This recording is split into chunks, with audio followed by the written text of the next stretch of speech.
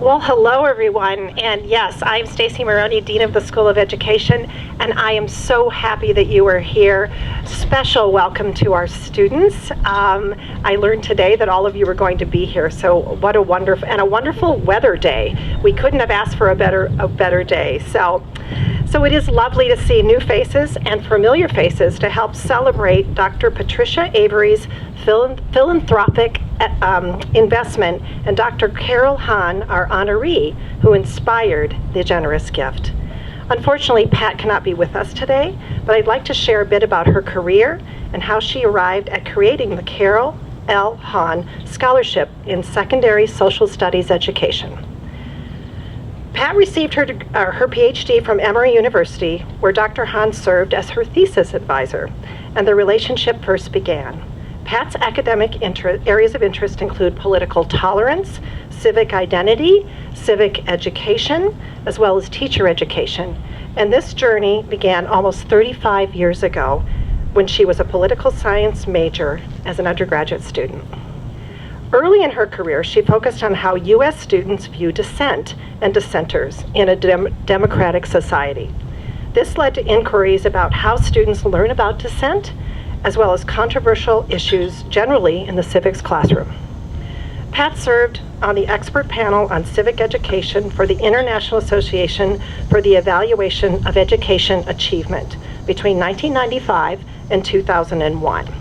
As part of that study, Pat examined the data on political knowledge and orientations of 14 to 17-year-old people from over 28 countries. Pat also coordinated the evaluation of the Deliberating in a Democracy project in 2004 until 2010, a study how secondary teachers in 9 East European and Central Asian countries and the United States use structured academic controversy to discuss controversial issues.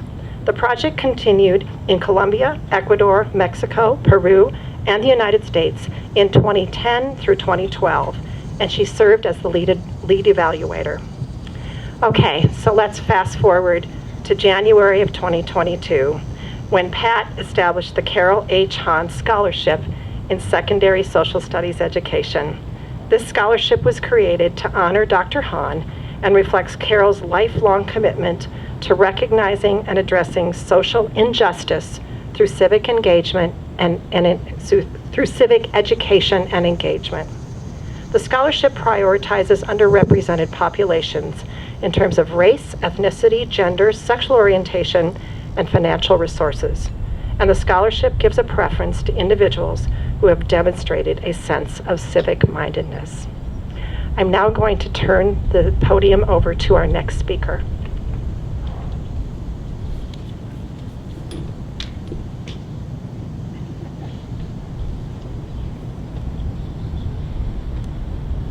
Good afternoon, and what a glorious afternoon it is. My name is Sharon Ziegler, and my sister is Patty Avery.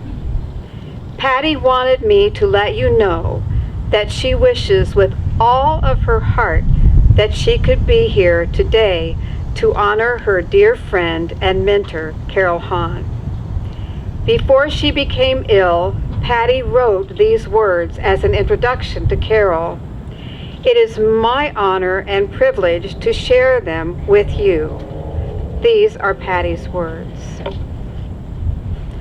Thanks to the folks at IU who made this event possible, including the cooks, the servers, and the custodians. And a big thanks to all of you who are here to help us celebrate Carol and the Carol L. Hahn Scholarship in Secondary Social Studies Education. My comments will be brief because I want as many of you as possible to meet Carol.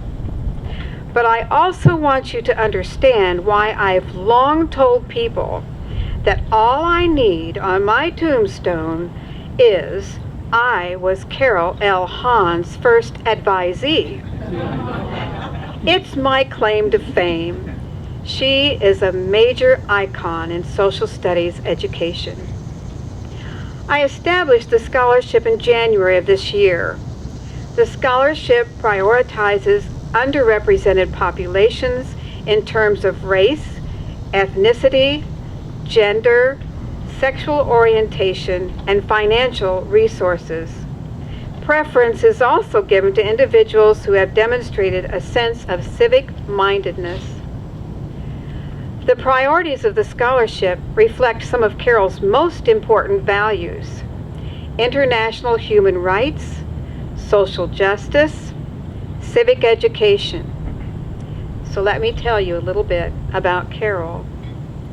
Carol received her BA from the University of California, Davis, and her MA from Stanford University.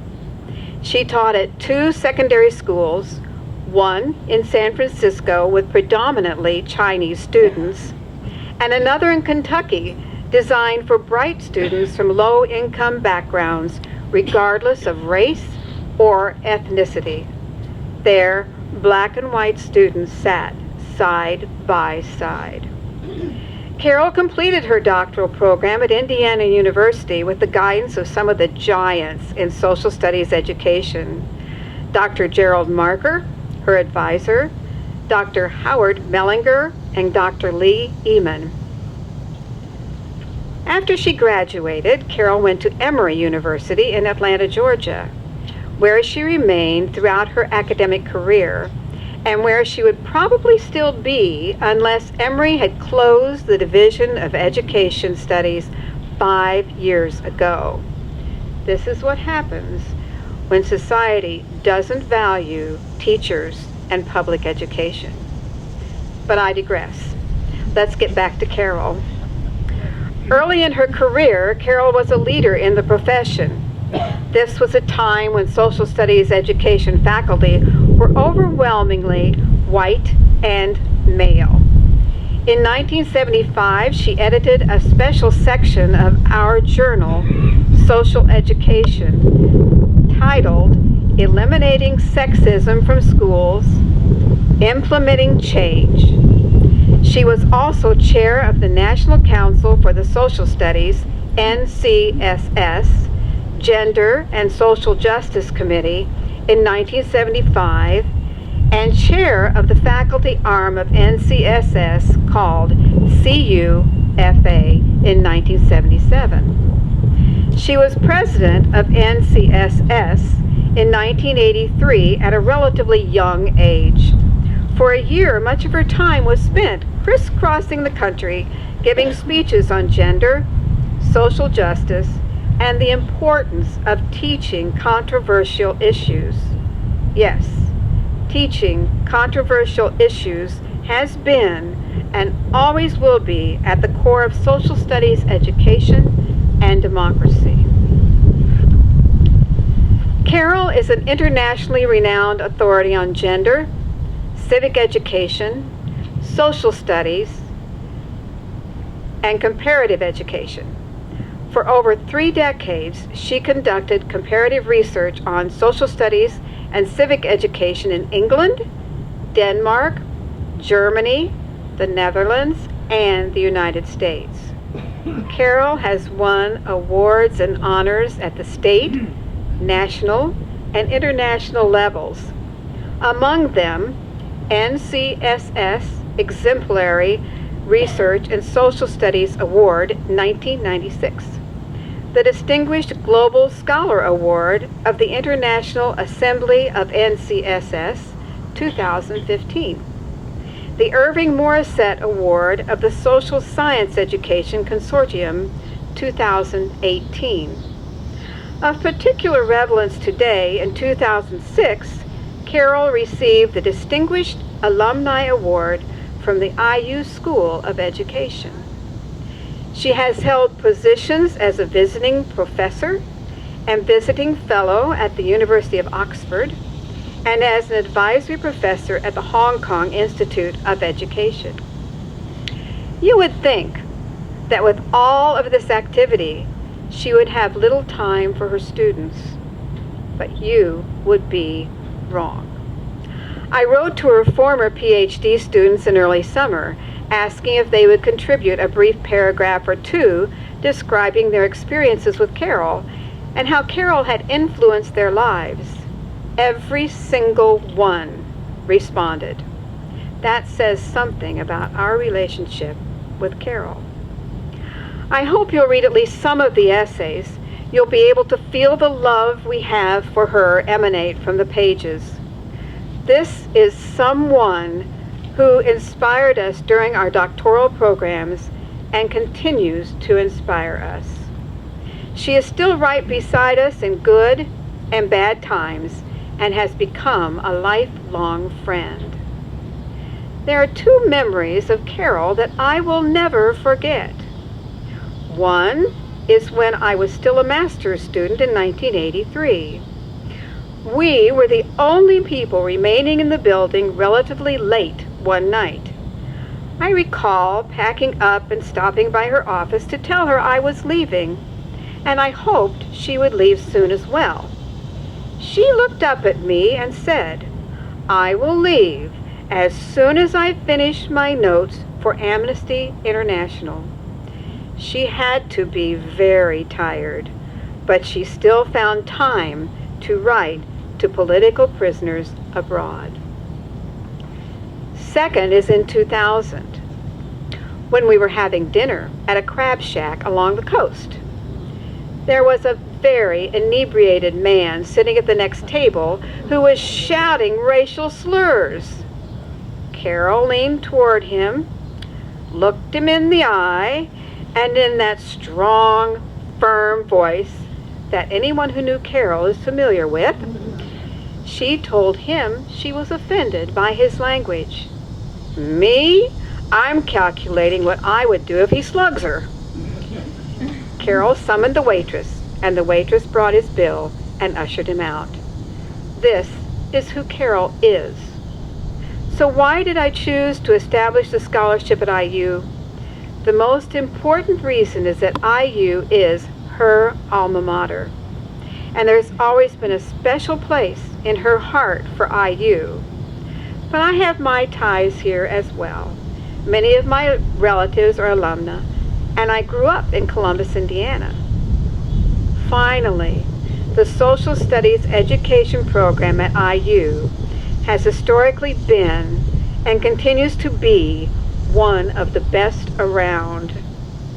I have complete faith that the Social Studies education faculty at IU will keep Carol's legacy alive. And with that, I'd like to introduce Carol to you.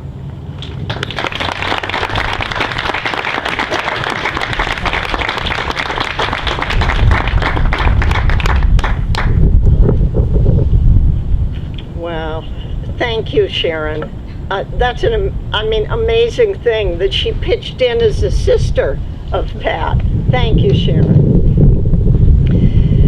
And a huge thank you to Pat. You can imagine, I am deeply touched by Pat's amazing gift and all the thought that she's put into the bequest, this reception, and then the words that she wrote. Before I share some IU memories, I want to tell you a bit more about my first doctoral student and today's benefactor, Pat Avery. So I'm going to add a little bit more to what we've heard already. It was with Pat that I experienced, as perhaps some of you have or will, that sometimes the teacher learns more from the student than the other way around. From the first day that I met her, Pat has always been one of the most thoughtful, deeply reflective individuals, and she writes beautifully. I've loved following Pat's career as she became known for her important research, which you mentioned, Dean Maroney, on developing political and civic tolerance and political socialization of youth more broadly.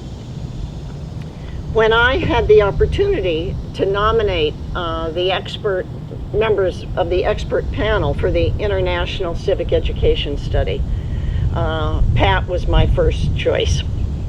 And working with her as a colleague was a wonderful experience on that project. Pat is widely recognized as one of the most outstanding editors of our research journal, Theory and Research in Social Education, which she did for a number of terms, actually. And I've had the great pleasure of seeing what a wonderful mentor Pat's been to her own graduate students. Pat Avery is someone who continually and quietly works on her values to promote social justice. And I guess Pat and I didn't know what each other was going to say about the other one, but maybe this is the flip side. Because I recall that when she was a graduate student, Pat volunteered at Legal Aid. That was an ongoing commitment for her. And she wore a yellow band that said Mandela, to remind us all of the need to work for human rights at home and abroad. And now in 2022, Pat is taking civic action, this time by making an enduring contribution to social studies education with this scholarship. I'm deeply touched that she has done this in my name at this place, which is so special to me. And now I want to tell you some of why this place and how this place has been so special to me. I'd like to take you back to the 1960s. You know it from your history books. Well, I heard President Kennedy speak at UC Berkeley. And when he asked, "What can you do for your country?" my answer was, teach social studies, as I think many of yours is. After completing the teacher ed program at Stanford, I did go to Kentucky to teach at the unique Lincoln School, which, as Pat mentioned, was a residential school for low-income high school students, black and white, urban and rural, which in those days it was quite unique and very special. And we teachers were encouraged to do whatever we could to motivate and interest and help our students achieve. So I went to my first convention of the National Council for the Social Studies to get ideas. The first one was in Seattle and the second one was in Washington, D.C., as I recall. And there I learned about the new social studies projects. There was the new math, the new science, and we had the new social studies. And I was introduced to Dr. Howard Mellinger from Indiana University. He was director of the project American Political Behavior, or APB as we fondly called it, which was designed to teach political science concepts and methods to high school students. Now, Howard apologized that I couldn't be an official pilot teacher. They already had all that they needed, but he said I could use the materials with my Lincoln students, which I did. And I have to say, those students are like 67 years old now, and they still remember APB lessons. So naturally, when I decided a year or two later to apply to doctoral programs, I included IU. And when I came up here for my interview, I met a whole group of young faculty who were working on a variety of social studies projects, including the field agent training program. Now this was, it had just been funded by the Ford Foundation. It was to be a master's program for experienced social studies teachers to learn about innovations in social studies and about the change process so that they would introduce innovations in their schools. Well, in the last couple of years during COVID lockdown, one of the things I did was try to clean up my attic. And in there, I came across the letters in which I was accepted to the IU doctoral program and offered an assistantship with the field agent training program. Now, Gerald Marker and Howard were director of that program, and they are here today, and they've been my mentors for over 50 years.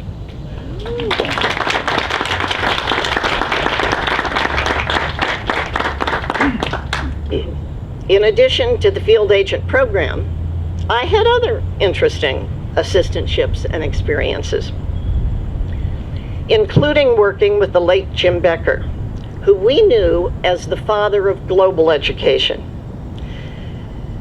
And another year, I had an assistantship, actually this was Howard's brainchild, that I would travel with American political behavior, meet with adoption committees, and give workshops all over the country. It was an amazing assistantship. I had the good fortune to take research methods from Lee Eman, who couldn't be with us today, but stays in touch and wishes he could be here. Lee and Jim Becker invited me to co-author two of my earliest publications with them. At IU, I took social foundations courses from Dr. Shirley Engel, who was definitely a giant in social studies education. At the time, he was president of the National Council for the Social Studies. Indeed, IU has been a breeding ground for NCSS presidents. Shirley Engel, Howard Mellinger, the late Anna Ochoa, myself, and Fred Reisinger, who's also here today. And the tradition of NCSS leadership is carried on today by Dr. Alex Cuenca, who is now on the board of directors of NCSS.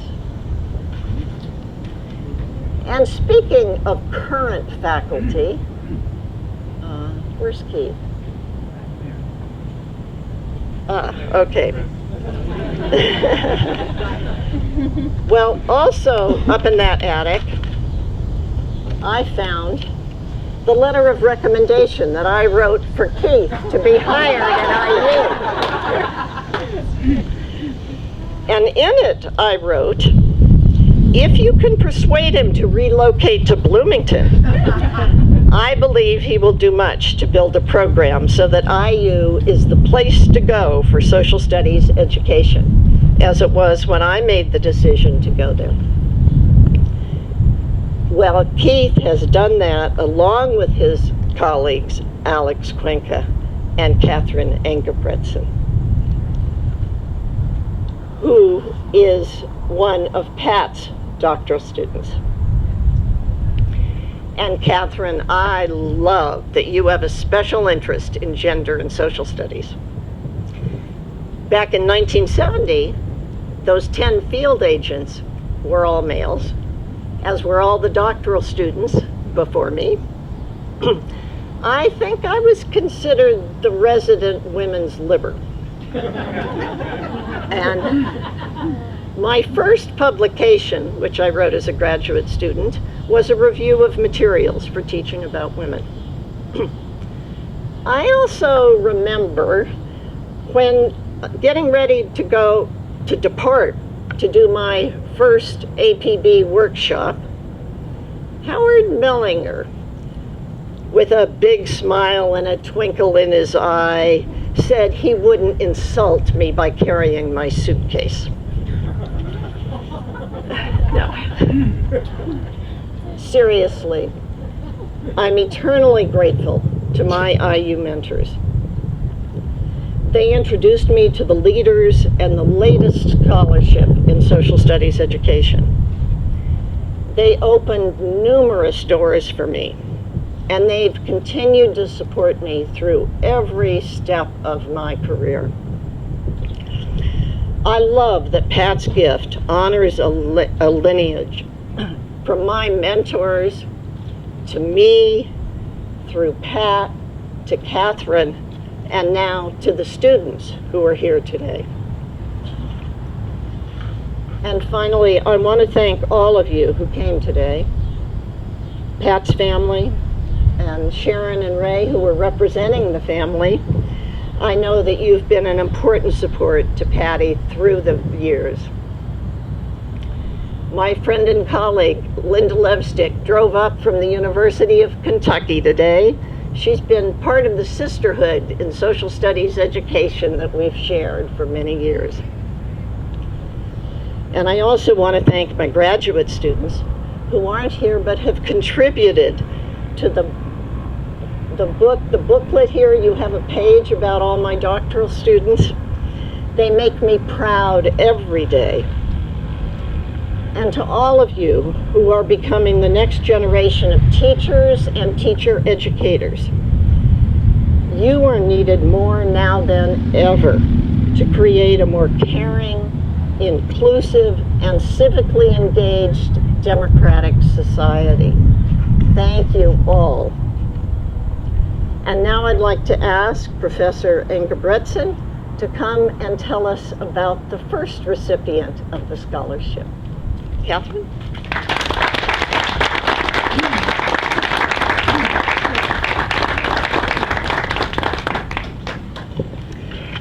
Hello. Thanks for being here, everyone. I see so many new students and former students, and it's just a thrill. My name is Catherine Engebretson, and I'm an associate professor of social studies education here at IU.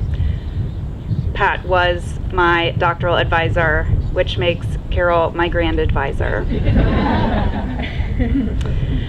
Last fall, I was teaching a course for secondary social studies teacher candidates on histories that have been traditionally left out of the mainstream curriculum. For a couple of weeks, we focused specifically on women, and the central activity for that content was for the students to work in small groups to produce a matrilineal family tree for the United States. With women as the core of our history, what would the lineage look like? Who is connected to whom? What concepts matter to women? There was only one group in the class of all women, and I can tell you their family tree was amazing. It was complex, detailed, and it neither shied away from the difficult parts of our history, nor did it ignore our excellence. Our recipient today, Abby Martin, was one of those group members. You can come on up now. Not only in that class, but in her actions and activities outside of class, Abby has shown leadership, commitment to civic-mindedness, courage to call out patriarchal structures, and a cognizance of not only where she has come from, but where she is planning to go. In perhaps one of the most feminist ways of knowing and being, she has worked alongside her colleagues to author an op-ed published in the Indy Star opposing a House bill that would have gutted teacher voice and the role of the teacher as the curricular gate in our schools. Arguing for teacher autonomy, student rights, and the profession at large, the op-ed showed her deep commitments to using her agency to challenge unjust policies. Abby has also taken the lead in founding SOUL, the social studies organization for undergraduate learners, a student group focused on creating space for our social studies teacher candidates to work toward justice for students, the curriculum, and schools. As a first-generation college student supporting herself, she has shown exceptional tenacity and skill in navigating the often obscure and overwhelming barriers placed in front of her.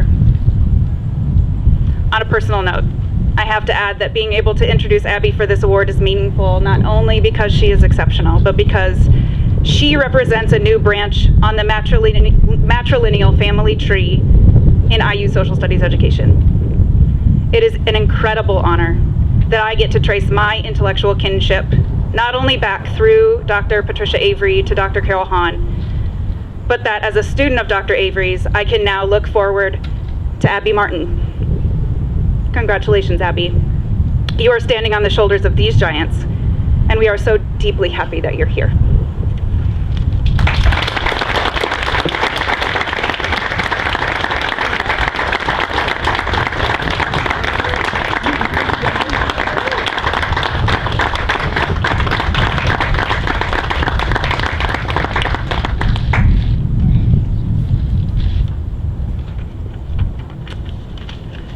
So this last part is a little bit of a surprise.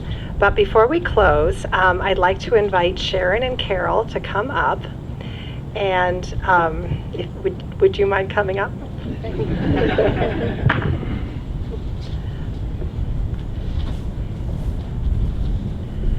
And I would like to present to Carol and Pat, thank you, Sharon, with the Dean's Medallion. This represents our grateful appreciation of your service, leadership, and dedication. We're so thankful that you are both, we are so thankful for both of you and honored you and Pat have partnered with the School of Education to invest in tomorrow's social studies educators. That would be you. This concludes our formal program. I want to thank you all for joining us today. And I think there's lots of food left, and there's certainly enough wine. So please do help yourselves. So thanks again for being here.